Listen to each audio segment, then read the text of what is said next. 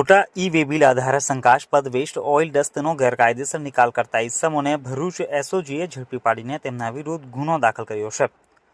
Police મહાનિરીક્ષક Sandipsinh Vadodara, વિભાગ વડોદરા તથા police અધિક્ષક મયુર ચાવડા ભરૂચનાઓની સૂચના અને માર્ગદર્શનના આધારે પોલીસ ઇન્સ્પેક્ટર એ ચૌધરી નાઓએ પોતાની ટીમને કાર્યરત કરતા એસઓજી પોલીસ ટીમ ભરૂચ શહેર વિસ્તારમાં પેટ્રોલિંગમાં હતા. તે દરમિયાન બાતમીના આધારે તારીખ 13/5/2024ના રોજ દિલ્હી મુંબઈ હાઈવેના બ્રિજ નીચે દહેગામ તાલુકા જિલ્લા ભરૂચ ખાતેથી એક ટાટા ટ્રક નંબર GJ2XX 5272 જેની કિંમત ₹12 લાખ તથા ટ્રકમાં ભરેલ પતરાના બેરલો આશરે નંગ 50 ભરેલ શંકાસ્પદ વેસ્ટ ઓઇલ ડસ્ટ આશરે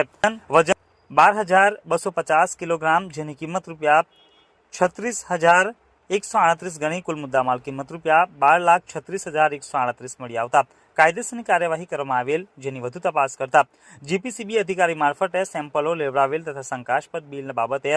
અધિક રાજ્ય કમિશનર અમદાવાદ ખાતે વધુ તપાસ કરતા આરકે સ્ટીલના માલિક રાકેશ કુમાર કુશવાહા નાઓએ તેમના ગોડાઉનમાં રાખી મૂકેલ શંકાસ્પદ વેસ્ટ ઓઇલ ડસ્ટનો ગેરકાયદેસર રીતે નિકાલ કરવા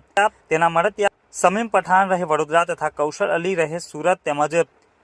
મોહમ્મદ જફીર ચૌધરી નાઓએ નિકાલ કરવા ચૌહાણ એન્ટરપ્રાઇઝ નામની પેઢીનો જીએસટી નંબરના આધારે ઠગાઈ કરવાના હેતુથી ખોટું ઈ-વે બિલ તથા ઇનવોઇસ બનાવડા જે ઈ-વે બિલ તથા ઇનવોઇસ ખોટા બનાવેલ હોવાનું જાણવા છતાં તેનો સાચા બિલ તરીકે ઉપયોગ કરવા સારું મોકલી આપેલ આમ આરોપીએ